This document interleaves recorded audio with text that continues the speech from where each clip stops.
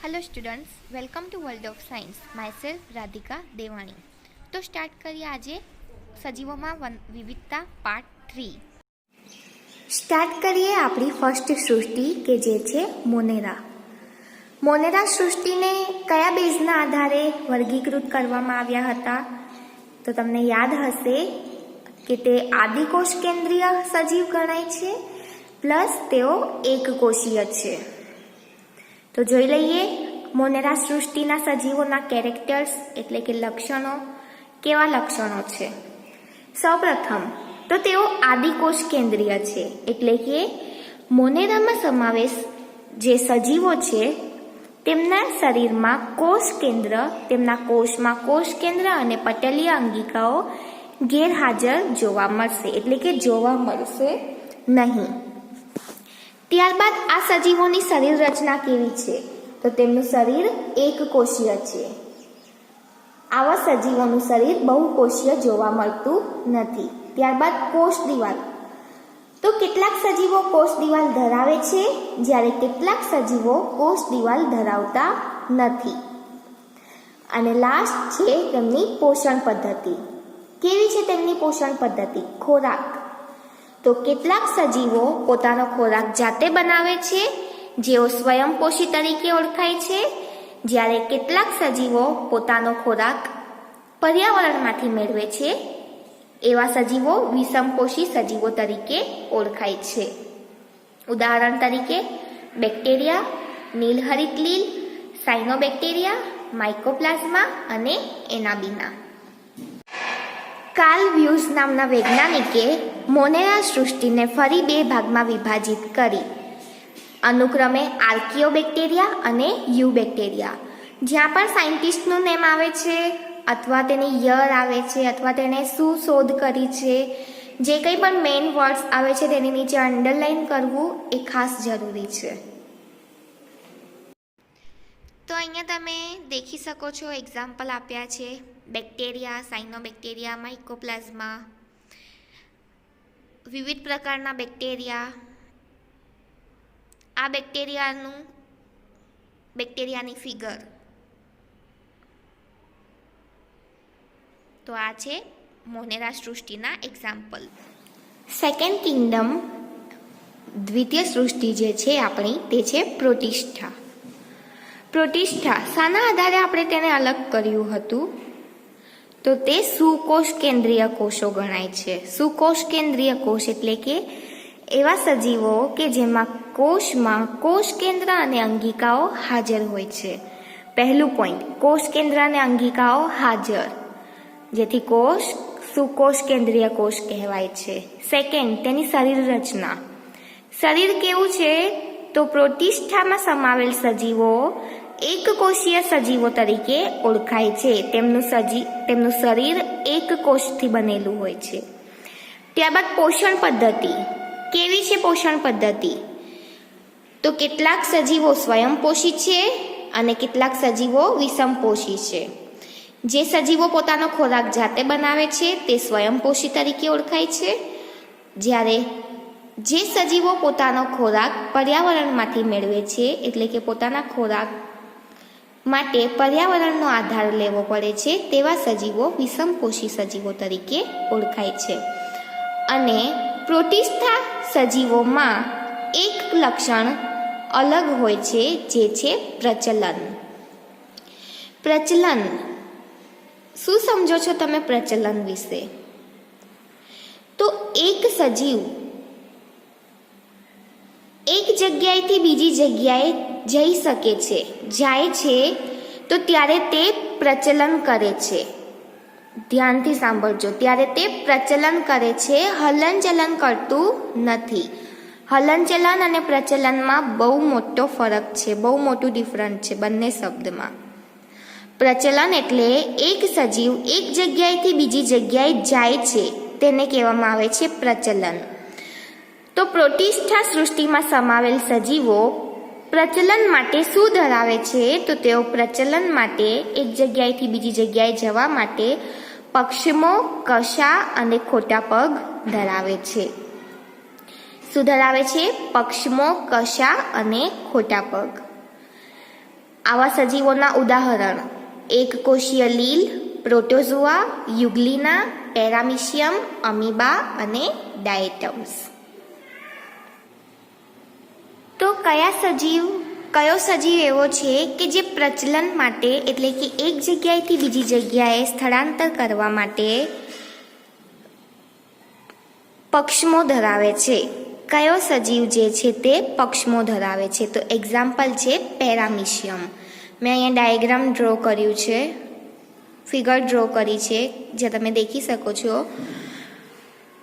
જે hair like structure તમને દેખાય છે, હેર લાઇક સ્ટ્રક્ચર, વાળ જેવી રચના આજુબાજુ, તેને જ કહેવામાં આવે છે પક્ષમો. અને તે પેરામિશિયમમાં જોવા મળે છે. પેરામિશિયમ પોતાનું પ્રચલન કરવા માટે પક્ષમોની રચના ધરાવે છે. તો આ ફિગર છે પેરામિશિયમ. જોવા મળે છે પક્ષમો, હેર લાઇક સ્ટ્રક્ચર. જ્યારે અમીબા એક એવું સજીવ છે કે જે પોતાનો ખોરાક ગ્રહણ કરવા માટે પોતાના ખોટા પગ ફેલાવે છે. ખોટા પગ ફેલાવીને તે ખોરાકને ગ્રહણ કરે છે. તો અહીંયા રફલી મેં એક ડાયાગ્રામ બીજું પણ ડ્રો કર્યું છે અમીબાનું, કે જેમાં તમે જોઈ શકો છો ખોરાકને તે ગ્રહણ કરવા માટે તે ખોટા પગ તે ખોરાકને ગ્રહણ કરવા માટે ખોટા પગ ફેલાવે છે અને તેના થ્રુ તે પ્રચલન પણ કરે છે. તો આ છે અમીબાની ડાયાગ્રામ. અમીબાનું ડાયાગ્રામ. ત્યારબાદ યુગ્લિના જે છે, યુગ્લિના સજીવ તે પોતાનું પ્રચલન કરવા માટે બે કશા ધરાવે છે, એક ટૂંકી કશા અને એક લાંબી કશા. તો યુગ્લિના એકમાત્ર એવું છે કે જે બે કશા ધરાવે છે. કશા એક એવી રચના છે, તો તે એક ટેલ લાઇક સ્ટ્રક્ચર છે. ટેલ, પૂંછડી જેવું સ્ટ્રક્ચર છે, જેને કશા કહેવામાં આવે છે. તો તમને ખ્યાલ આવી ગયો.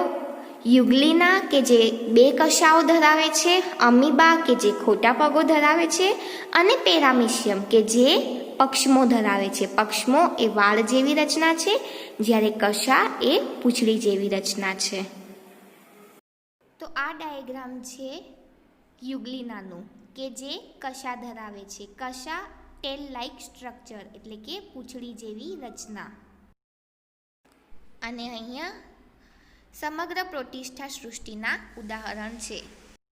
નેક્સ્ટ 3rd નંબરનું આપણું જે કિંગડમ છે, સૃષ્ટિ, તે છે ફૂગ.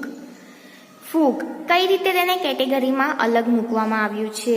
તો તે સુકોષ કેન્દ્રીય કોષ છે અને પ્રકાશ સંશ્લેષણ કરી શકતા ન હોવાથી તેઓ અલગ સૃષ્ટિમાં સમાવેશ કરવામાં આવ્યા હતા. કોષ દિવાલ ધરાવતા સજીવો પરંતુ પ્રકાશ સંશ્લેષણ ન કરતા સજીવો, જેથી તેઓ અલગ સૃષ્ટિમાં સમાવેશ કરવામાં આવ્યા. તો દેખી લઈએ તેના કેરેક્ટર્સ, લક્ષણ કેવા છે. સૌપ્રથમ તો સુકોષ કેન્દ્રીય છે સજીવો, સુકોષ કેન્દ્રીય કોષ. તો કોષ કેન્દ્ર અને પટલીય અંગિકાઓ હાજર, જેથી કોષ સુકોષ કેન્દ્રીય, જેને યુકેરિયોટિક પણ કહેવામાં આવે છે. સજીવ કેવું છે? યુકેરિયોટિક એટલે કે સુકોષ કેન્દ્રીય, એટલે કે સુયોજિત કોષ કેન્દ્ર અને અંગિકાઓ હાજર હોય છે. ત્યારબાદ તેમનું શરીર કેવું છે?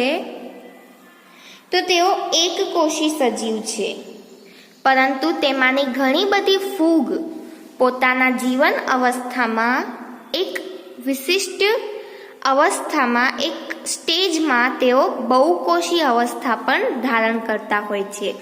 એટલે મોસ્ટ ઓફ ફૂગ એકકોષી છે, પરંતુ કેટલીક ફૂગ પોતાના જીવનની વિશિષ્ટ અવસ્થામાં બહુકોષીય અવસ્થા પ્રાપ્ત કરે છે, ધારણ કરે છે. ત્યારબાદ તેમની પોષણ પદ્ધતિ, તો તેઓ વિષમપોષી છે. વિષમપોષી એટલે પોતાનો ખોરાક પર્યાવરણ પર નિર્ભર હોય છે પોતાના ખોરાક માટે. અને તેઓ ખોરાક કઈ રીતે ગ્રહણ કરે છે? તો તેઓ સડેલા કાર્બનિક પદાર્થોનો પોષણ માટે ઉપયોગ કરે છે. એટલે પોતાનો ખોરાક કઈ રીતે બનાવે છે? તો તેઓ પોતાના ખોરાક માટે સડેલા કાર્બનિક પદાર્થો પર નિર્ભર હોય છે. સડેલા કાર્બનિક પદાર્થો પર તે આધાર રાખે છે પોતાના પોષણ માટે. ખાસ અહીંયા ખાસ ધ્યાન આપજો, અંડરલાઈન કરજો. ફૂગની કોષ દિવાલ શાની બનેલી હોય છે?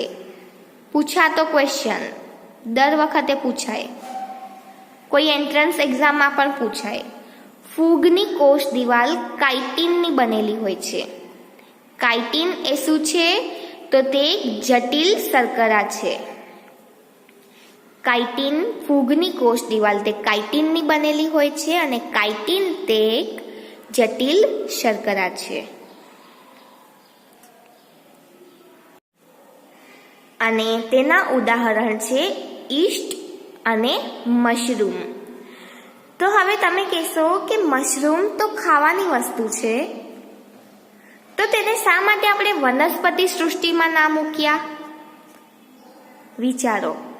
મશરૂમ કે જે ખાવામાં યુઝફુલ છે, ફૂડ છે તે, તો તેને આપણે સૃષ્ટિ વનસ્પતિમાં પણ મૂકી શકીએ ને, કારણ કે તે એક વનસ્પતિ જ છે ને. મશરૂમ તે પ્લાન્ટ પર થતું હોય છે, તો શા માટે તેને આપણે કિંગડમ પ્લાન્ટીમાં ના મૂક્યું?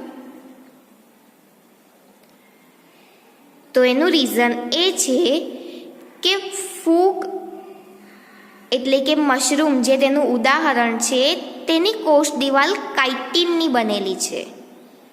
તેની કોષ દિવાલ કાઇટિનની બનેલી છે, જ્યારે વનસ્પતિની કોષ દિવાલ તે સેલ્યુલોઝની બનેલી હોય છે. પહેલું રીઝન આ છે કે મશરૂમની કોષ દિવાલ તે સેલ્યુલોઝની બનેલી હોતી નથી, પરંતુ કાઇટિનની બનેલી હોય છે. અને બીજું કે વનસ્પતિઓ પ્રકાશ સંશ્લેષણની ક્રિયા દ્વારા પોતાનો ખોરાક બનાવે છે અને તેઓ રંજક દ્રવ્ય ક્લોરોફિલ ધરાવે છે, જ્યારે ફૂગ તે એકમાત્ર એવું છે કે જે રંજક દ્રવ્ય ક્લોરોફિલ ધરાવતું નથી. સો ધેટ્સ વાય મશરૂમને ફૂગ સૃષ્ટિમાં મૂકવામાં આવ્યા છે. ક્વેશ્ચન થવો જ જોઈએ તમારા માઇન્ડમાં કે મશરૂમ તે તો પ્લાન્ટ છે, પ્લાન્ટ પર થાય છે, તો શા માટે આપણે તેને કિંગડમ પ્લાન્ટમાં ના મૂક્યા અને ફૂગમાં મૂકીએ છીએ? તો તેનું રીઝન છે કે મશરૂમ કે જેના પ્લાન્ટમાં કોષ દિવાલ તે કાઇટિનની બનેલી હોય છે, સેલ્યુલોઝની બનેલી હોતી નથી, અને તેથી તે પ્રકાશ સંશ્લેષણ કરી શકતા નથી. તેના માટે જ આપણે તેને અલગ સૃષ્ટિમાં મૂકવામાં આવ્યું છે. અને તે કયા બેઝ પર આપણે નક્કી કર્યું હતું? તો તે પ્રકાશ સંશ્લેષણ ન કરી શકતા હોવાથી તેઓ અલગ સૃષ્ટિમાં મૂકવામાં આવ્યા. કેટલીક ફૂગ તે લીલ સાથે આંતર સંબંધ ધરાવે છે.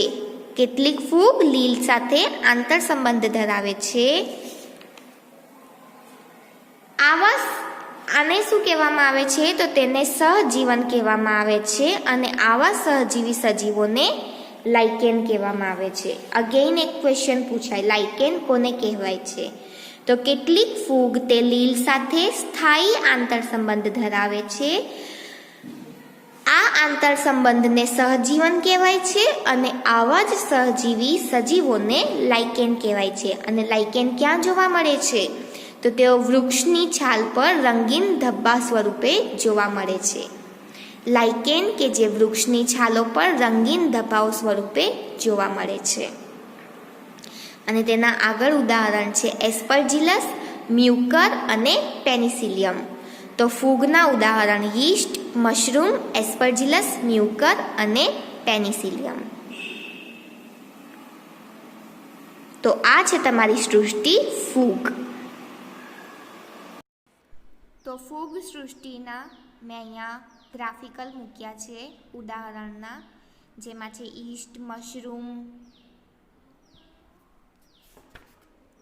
મ્યુકર. તો તમે દેખી લો.